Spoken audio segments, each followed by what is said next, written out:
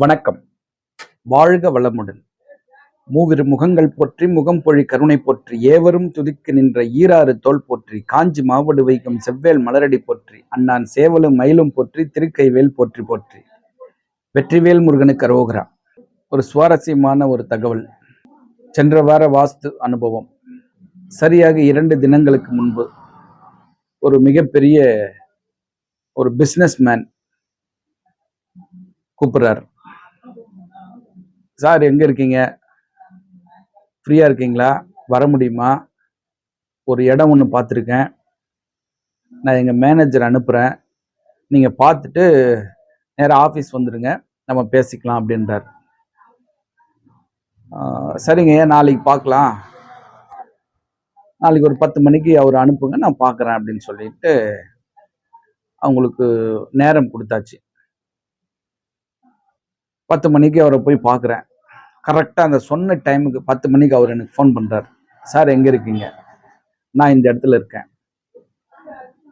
சரி, ஓகே, ஒரு 2 மினிட்ஸில் நான் வந்துடுறேன்னு சொல்லிட்டு கரெக்டாக அந்த 2 மினிட்ஸில் அங்கே போயாச்சு. அதுக்கப்புறம் அவர் பார்க்க வேண்டிய இடத்த கூட்டிட்டு போய் காட்டுறாரு. அது மிகப்பெரிய ஒரு வீடு. அந்த வீடு பார்த்தீங்கன்னா வாடகை விடணும், பணம் சம்பாதிக்கணுன்ற ஒரு நோக்கத்தில்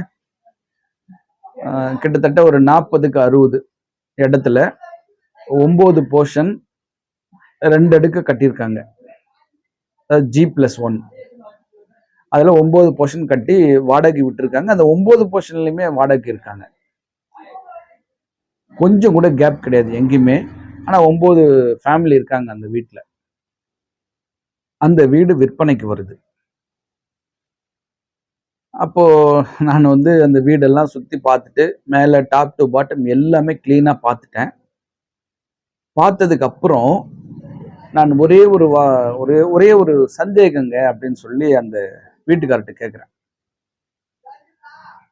உங்க அப்பா எங்கங்க அப்படின்ற. இல்லை, அப்பா இறந்து ஒரு 4 வருஷம் ஆயிடுச்சு. எப்படி இறந்தாருன்னா கிட்னி ஃபெயிலியர் ஆகி இறந்துட்டாரு அப்படின்னாரு. அவருக்கு அந்த மது பழக்கம் கிடையாது, ஒரு நல்ல மனிதர். ஆனால் அவர் கிட்னி ஃபெயிலியர் ஆகி இறக்குறாரு. அதுக்கப்புறம் இப்போ இருக்கக்கூடிய அந்த வீட்டு ஓனருக்கு ஒரே ஒரு பையன். அவரும் வெளியூரில் படிக்கிறாப்புல. சரி, நான் பையனோடய செட்டில் ஆக போகிறேன் அப்படின்னு சொல்லிட்டு அதனால தான் நான் இந்த வீட்டை விற்க போகிறேன் அப்படின்றார். அவர் ரொம்ப எஃபெக்டிவாக வீட்டை கட்டியிருக்காரு. அது வாடகை தானே விட போகிறோம் அப்படின்னு ஏனோ தானெல்லாம் கட்டலை. ஒவ்வொரு போர்ஷனையும் பக்காவாக கட்டி அவங்களுக்கு சேஃபாக இருக்கணும் அப்படின்னு சொல்லிட்டு கொஞ்சம் கூட இடத்த வேஸ்ட் பண்ணாமல் எல்லா இடத்தையுமே எஃபெக்டிவாக பிளான் பண்ணி கட்டியிருக்காரு. அந்த பிளானிங்கில் நோ டவுட்டு. பட் ஒரு வீடு கட்டுறோம்னா ஒரு விற்கிற ஒரு சூழ்நிலைக்கு வருது அப்படின்னும் போது ஏன் விற்கிற சூழ்நிலைக்கு வருதுன்றத நம்ம அப்புறம் பார்ப்போம். இந்த வீட்டோட அமைப்பு, அவங்க அப்பாவுக்கு கிட்னி ஃபெயிலியர் ஆனது, இதெல்லாம் பார்க்கும்போது நம்ம அடிக்கடி சொல்லிக்கிட்டே இருப்போம். எல்லா வீடியோலையும் சொல்லுவோம், நிறைய ப்ரோக்ராம்ல சொல்லுவோம், வாஸ்து பார்க்குறவங்களுக்குலாம் சொல்லுவோம். தென்மேற்கு பகுதியில் மாடிப்படி வைக்காதீங்க. தென்மேற்கு பகுதியில் போரோ கிணறோ சம்போ கட்டாதீங்க. தென்மேற்கு பகுதியில் பாத்ரூம் டாய்லெட்டு செப்டிக் டேங்க் போடாதீங்கன்னு சொல்லுவோம். ஆனால் அந்த வீட்டில் அதுதான் இருக்கு. தென்மேற்கு பகுதியில் மாடிப்படி கீழே செப்டிக் டேங்க்கு, தென்மேற்கு பகுதியை சார்ந்து போர் போட்டிருக்காங்க. ஸோ இதெல்லாம் பண்ணா அந்த வீட்டோட தலைவருக்கு இந்த மாதிரி கிட்னி ஃபெயிலியர் ஆகும். அப்போ அது ஆண்கள் சம்பந்தப்பட்ட இடம் தென்மேற்கு பகுதி. இன்னொரு பிளஸ் பாயிண்ட் என்ன அப்படின்னா, அந்த வீட்டில் வடக்கு கிழக்கு கம்ப்ளீட்டா காலி இடம் இல்லாம எல்லை வரைக்கும் கட்டப்பட்ட வீடு. அப்ப வடகிழக்கு மூடி தென்மேற்கு ஓப்பன் ஆயிருந்து இந்த மாதிரியான ஒரு அமைப்பு இருக்கும்போது அந்த வீட்டோட குடும்ப தலைவனை பாதிக்கும். இதுதான் நம்ம சொல்லிக்கிட்டு வரோம். தென்மேற்கு பகுதியில் தப்பு பண்ணாதீங்க, வடகிழக்கு கம்ப்ளீட்டா இழுத்து வீடு கட்டாதீங்க அப்படின்னு. ஆனா அவங்க வடகிழக்கு ஃபுல்லா இழுத்து கட்டிட்டு தென்மேற்குல ஓப்பன் வச்சிருக்காங்க. அதாவது ஒரு போர்ஷனுக்கு தென்மேற்கு பகுதியிலேருந்து தான் உள்ளார போகணும், தென்மேற்குல இருந்து தான் வந்து மேலே ஏறணும், மாடிப்படி இந்த மாதிரியான ஒரு அமைப்பு அவங்க வந்து ஏற்படுத்தியிருக்காங்க. அப்போ கூடுதலா ஒரு விஷயம் என்னன்னா, இந்த மாதிரி தென்மேற்கு ஓப்பனா இருந்து வடகிழக்கு க்ளோஸ் ஆயிட்டா, அந்த வீடு வந்து ஒரு ஆ அவங்க எப்படி இருப்பாங்க அப்படின்னும்போது, ஏதாவது ஒரு சாமியார் பின்னாடி போவாங்க. இல்லன்னா, நான் வந்து அவரோட டிவோட்டி அப்படின்னு சொல்லி, அவருக்காக நான் கோயில் கட்டப் போறேன் அப்படின்னு சொல்லி, இந்த எனக்கு இந்த வாழ்க்கை பிடிக்கல. நான் இந்த மாதிரியான ஒரு துறவற வாழ்க்கையை மேற்கொள்ள போறேன் அப்படின்ற ஒரு மனப்பான்மையில போயிடுவாங்க. ஸோ அந்த வீடு பார்க்கும்போது, அவங்க அப்பா கிட்னி ஃபெயிலியர்ல இறந்துட்டாரு. அந்த இப்ப இருக்கக்கூடிய அந்த வீட்டுக்காரர் வந்து ஒரு ஒரு அதாவது ஒருத்தர் பேர் சொல்லி நான் கோயில் கட்டப் போறேன் அப்படின்றாரு. அப்ப இவருக்கு குடும்ப வாழ்க்கை வந்து இனிமே செட் ஆகாது. அந்த மாதிரியான ஒரு பக்தின்ற ஒரு விஷயத்துல தான் போகணும். ஏன்னா கிழக்கு கம்ப்ளீட்டா க்ளோஸ் ஆயாச்சு. கிழக்கு பக்கம் க்ளோஸ் ஆனாலே அந்த வீட்டுல இருக்கக்கூடியவங்களுக்கு உயிர் பயம் வந்துரும். 2வது தென்மேற்கு ஓப்பனா இருக்கு. ரொம்ப ரொம்ப உயிர் பயம் இருக்கும். அப்ப உயிர் பயம் இருக்கும்போது ஏதாவது ஒரு பக்தின்ற அடிப்படையில ஒரு வேஷத்தை நம்ம போட்டுக்கிட்டு அப்படியே போக வேண்டியதுதான். அந்த வீடு வந்து அப்படி ஒரு வேலையை தான் செஞ்சுட்டு இருக்கு. இப்ப நம்ம அழைத்த நண்பர் வந்து ஒரு சிறந்த தொழிலதிபர். அவர் என்ன சொல்றாரு, ஐயா நீங்க போய் பாத்தீங்களே என்ன அப்படின்றாரு. வாங்கலாமா? எனக்கு மாசம் ஒரு 1,00,000 ரூபாய் வாடகை வரும். 9 போர்ஷன் இருக்கு அப்படின்றாரு. நான் வந்து அது உங்களுக்கு செட் ஆகாதுங்க ஐயா, விட்டுடுங்க அப்படின்னேன். வேண்டாம் அப்படின்னேன். சரி ஓகே, நீங்க சொல்லிட்டீங்கன்னா ஓகே. அவர் கொஞ்சம் படபடப்பா பேசுவாரு. சரி ஓகே அப்படின்னு சொல்லிட்டு, அதுக்கப்புறம் சரி வாங்க நம்ம ஹாஸ்பிட்டல்ல போய் பார்க்கலாம் அப்படின்னு சொல்லி, அந்த அவருடைய மருத்துவமனைக்கு கூட்டின்னு போறாரு.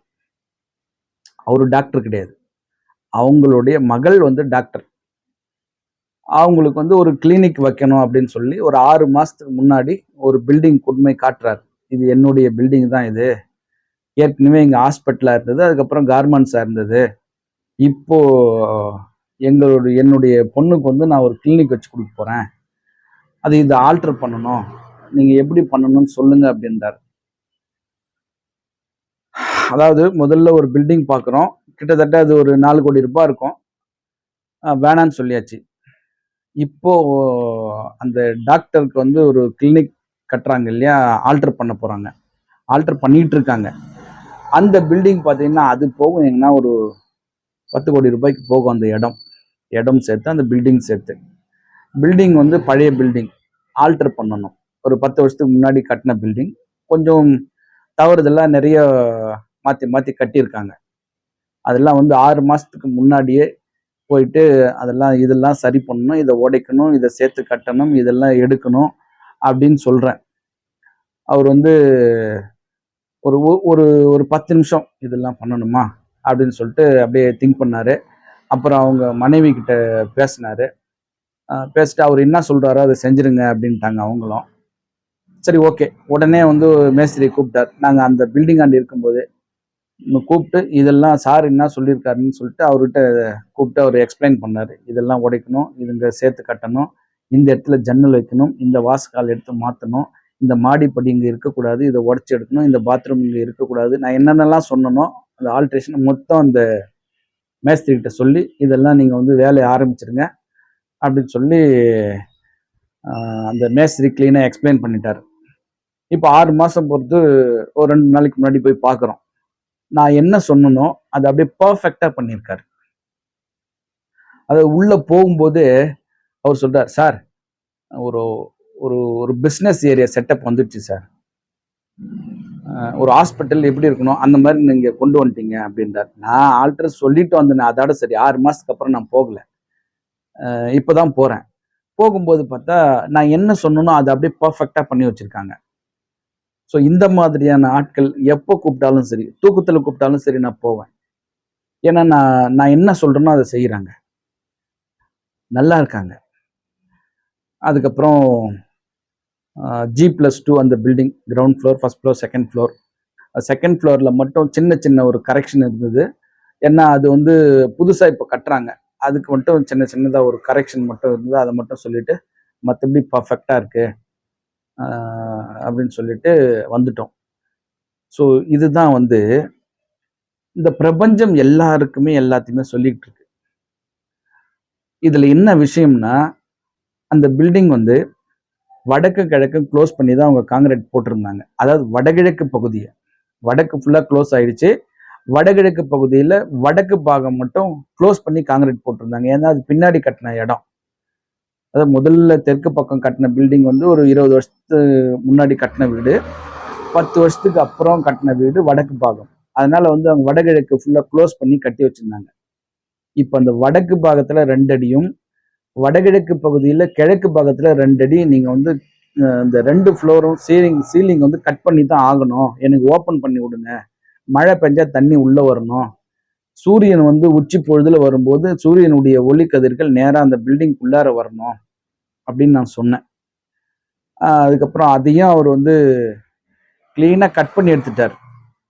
என்ன சார் நீங்க சொல்றீங்க அப்படின்லாம் கேட்கவே இல்லை. சரி நீங்க சொல்றதை நான் செய்யறேன் அப்படின்னு சொல்லிட்டு கட் பண்ணி எடுத்துட்டு அழகா அதெல்லாம் வந்து பூசு வேலை பண்ணி கம்பி ஒரு கிரில் மாதிரி ரெடி பண்ணி யாரும் உள்ள இறங்கிடக்கூடாது, ஒரு குரங்கு பூனை இதெல்லாம் வந்து உள்ள வந்துடக்கூடாதுன்னு சொல்லிட்டு ஒரு சேஃப் கார்ட் பண்ணி வச்சிருக்காரு. அதெல்லாம் ஓகே, அவ்வளவு பர்ஃபெக்டா பண்ணி வச்சிருக்காங்க.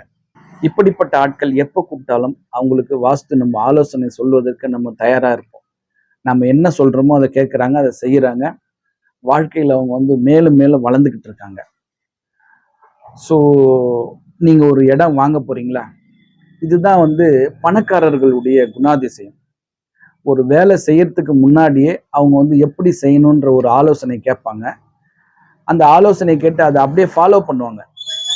ஃபாலோ பண்றதுனால அவங்களுக்கு வந்து அடுத்தடுத்து ஒரு வெற்றின்ற பயணத்தை அவங்க வந்து அடைஞ்சுக்கிட்டே இருக்காங்க. எல்லாருக்குமே இதனால நான் என்ன சொல்ல வர்றேன் அப்படின்னா, நீங்க எந்த வேலை ஒன்னாலும் செய்யுங்க. முதல்ல அந்த வேலைக்கு உண்டான ஒரு ஆலோசனையை நீங்க வந்து ஒரு சிறந்த மனிதர்கிட்ட இருந்து ஆலோசனை வாங்கிட்டு நீங்க பண்ணும்போது அந்த வேலை உங்களுக்கு வந்து நிச்சயமா சக்சஸ்ஃபுல்லா தான் இருக்கும். அது உங்களுக்கு வந்து ஒரு வெற்றியான வேலையா தான் இருக்கும். இந்த அற்புதமான தகவலை கொடுக்க உதவிய இந்த பிரபஞ்சத்துக்கு என் மனமார்ந்த நன்றி. மீண்டும் ஒரு நல்ல தகவலோடு சந்திக்கின்றேன். ஆறிரு தடந்தோள் வாழ்க, ஆறு முகம் வாழ்க, வெப்பை கூறுசை தனிவேல் வாழ்க, குக்குடம் வாழ்க, செவ்வேல் ஏறிய மஞ்சை வாழ்க, யானை தன் அணங்கு வாழ்க, மாறிலா வள்ளி வாழ்க, வாழ்க சீர் அடியார் எல்லாம், வெற்றிவேல் முருகனுக்கு அரோகரா. வணக்கம். வாழ்க வளமுடன், எல்லாம் செயல் கூடும்.